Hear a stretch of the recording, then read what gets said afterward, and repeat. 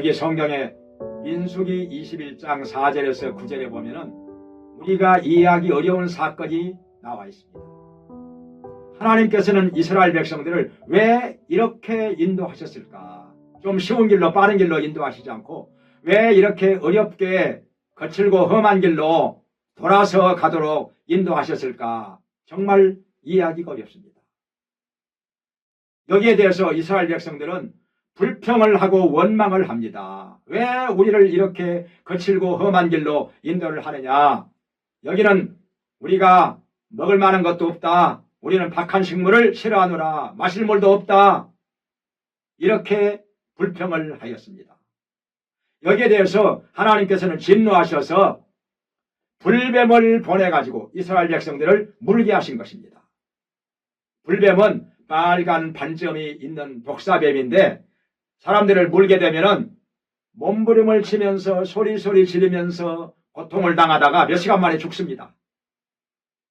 그러니 백성들이 너무너무 무서웠던 것입니다. 모세에게 찾아와서 우리를 구해달라고 하나님께 기도를 해 주십시오. 이렇게 부탁을 하는 것입니다. 모세가 여호와 하나님께 기도를 합니다. 하나님께서 응답을 하십니다. 불뱀을 만들어서 장대에 매달아 놓으라. 이것을 쳐다보는 자는 살리라. 그래서 모세는 놋으로 뱀을 만들어 가지고 장대에 매달아 놓습니다. 노랗게 햇빛에 반짝반짝 비치는 멀리서도 눈에 잘 보이는 놋뱀을 만들어서 매달아 놓았을 때 이것을 쳐다보는 백성들은 불뱀에 물려가지고 소리소리 지르다가도 금방 독이 사라지고 살아나게 되었던 것입니다. 왜 모세는 여기서 놋으로 뱀을 만들어서 매달아 놓았을까요? 하나님께서는 불뱀을 만들어서 장대에 매달아라 이렇게 말씀을 하셨는데 나무로 만들어도 되고 돌로 깎아서 만들어도 되고 철로 만들어도 되는데 왜 이렇게 비싼 놋으로 뱀을 만들어서 매달아 놓았을까요?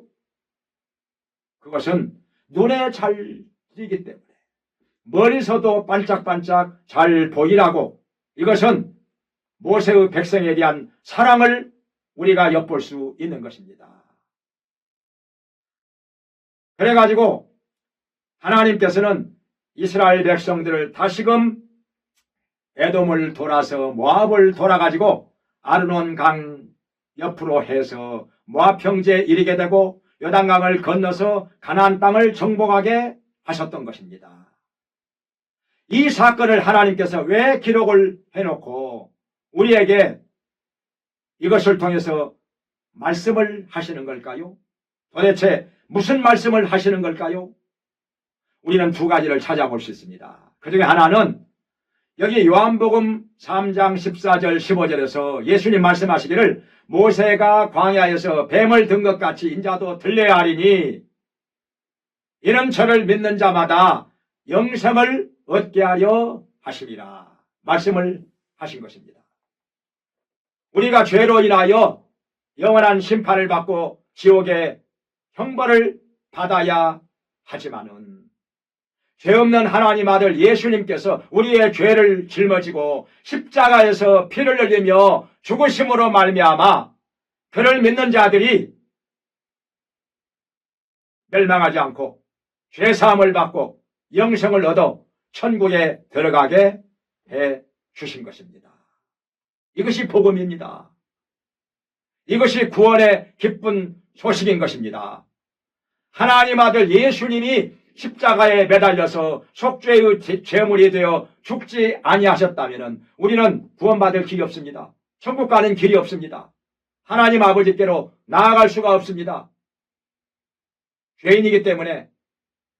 그런데 예수님을 통해서 우리는 이렇게 구원의 길이 활짝 열리게 되고 하나님의 자녀로 거듭나게 되고 천국 가게 된 것입니다.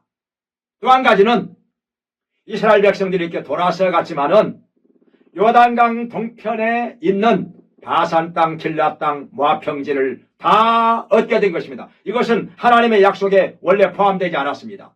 그런데 돌아서 가는 바람에 이 요단강 동편의 넓은 땅을 차지하게 된 것입니다. 이 얼마나 좋은 일입니까? 이렇게 하나님께서는 고난을 통해서 우리에게 크나큰 유익과 더 큰 복을 주시는 것입니다. 시편에 말씀하시기를 고난당하는 것이 너희에게 유익이라 말씀을 하셨습니다. 하나님께서 허락하신 고난과 환난, 이것은 우리가 불평할 일이 아니라 더 좋은 것을 주신다는 것을 믿고 모든 것이 합력하여 선을 이루게 하시는 하나님께 범사에 감사하면서 하나님께 영광 돌리면서 사는 믿음이 우리에게 있어야 할 것입니다.